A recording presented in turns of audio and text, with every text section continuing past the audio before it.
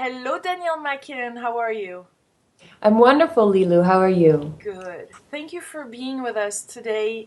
This is actually the first time that we're talking about this topic here on your pet communicator, you're an animal communicator, and also an intuitive coach. So this is quite exciting to speak about our little animals around us and how they also have a soul. Is that right? They do. They do have a soul. A lot of people don't talk about the soul of the animal. They kind of want to rescue animals. They want to help animals, but they don't realize that animals have this soul that came in to help them and to help better the human race. But animals absolutely have a soul. And I find when you connect with your pet at the soul level, that you have a better relationship with that animal. So those people that you see where you can tell they're not really so into their pet, they're not really so into the animals in their life, it's because they're connecting more at that physical level. I must feed you, I must put you out, I must pet you. But when we go to the soul level, we start bringing in like an energetic connection that really allows the human and the pet to work together to better each other. There's even some human that feel that their pet is even their master, like their spiritual master. So there's a big gap, it seems. There can be. I think the word that we would use might be teacher. Mm-hmm. Me not speaking French.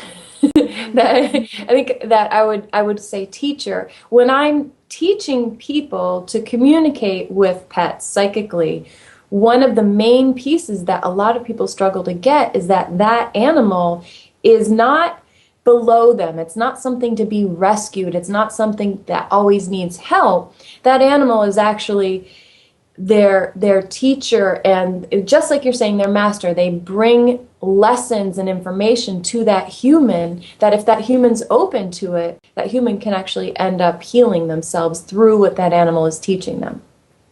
So how can we decrypt that? How can we understand what they're trying to tell us? Are there signs, or do we really need to go via a person like you to help us decrypt that? Well, it wouldn't be very helpful if, in order to have a good relationship with your animal, you always had to go to a pet psychic. So it's actually, that can be a good boost and that can really help. But what I found is teaching people to really look for the messages that their animals are sending them. And those messages aren't usually, your pet's not going to write you a letter. No. Your pet, that's not, the pet's going to poop in the middle of the living room. The pet's going to run away, keep running away and coming back, or get sick in a certain way, or bite at your ankles when you're walking through the room. These are the ways that pets get messages through to the everyday average human. So what about a pet that really hangs around all the time, all around you? There's so many different reasons that could Yeah. be. A pet that's always around, that pet may be helping you feel supported. Maybe you're somebody who doesn't feel supported in your life. This pet wants to show you, hey, you are supported.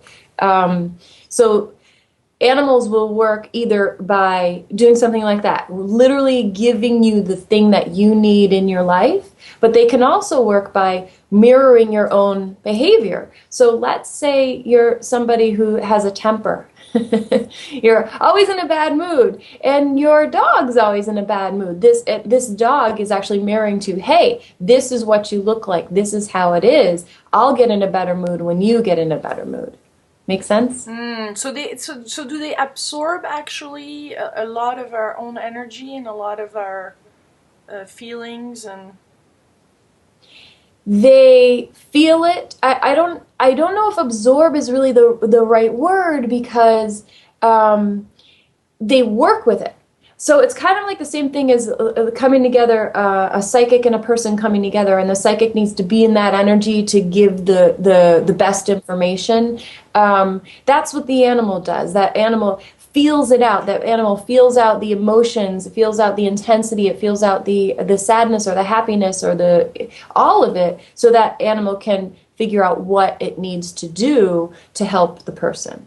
So you do end up, though, in situations where, let's say, a husband and wife just had a fight, that an animal can come in and feel that fight having gone on. So even taking it further than at the soul level, working on to help the humans, that animal's not going to feel comfortable being in a room where there's just been a fight. Does that make sense? Mm-hmm. Mm-hmm. And do they reincarnate in different type of animals afterwards? Like a cat could become a dog, like we can become another, that we can reincarnate ourselves? How does this work? It's interesting. Up until a week ago, my belief has been that animals reincarnate. That's not the part that was kind of funky for me, but I had never met an animal who had who told me, because I'm an animal communicator, I go by what the animals tell me, not by what the people are telling me, because people always want their animals to reincarnate back in their life. So going by what the animals have told me, until like a week, 10 days ago, I had never met an animal who had reincarnated into their human's current life. I've met them where the human and the animal have been together in other lifetimes, but not in this lifetime. So, yeah, so last week I met one who said, no, no, no, I was with her 20 years ago and I'm back. I was like, that's really cool. And I knew it was possible, but it just doesn't happen as often as we humans would like to have it happen. And so there's this animal kingdom. There's this kingdom of animals, and then they only reincarnate as animals. Now again, this is what the animals have told me. That's where my knowledge comes from. I haven't met an animal who reincarnated as a human or vice versa. They seem to stick to animal. And one of the reasons for that is because one of the purposes that animals have told me that they have is to help humans evolve. So why would a human come in?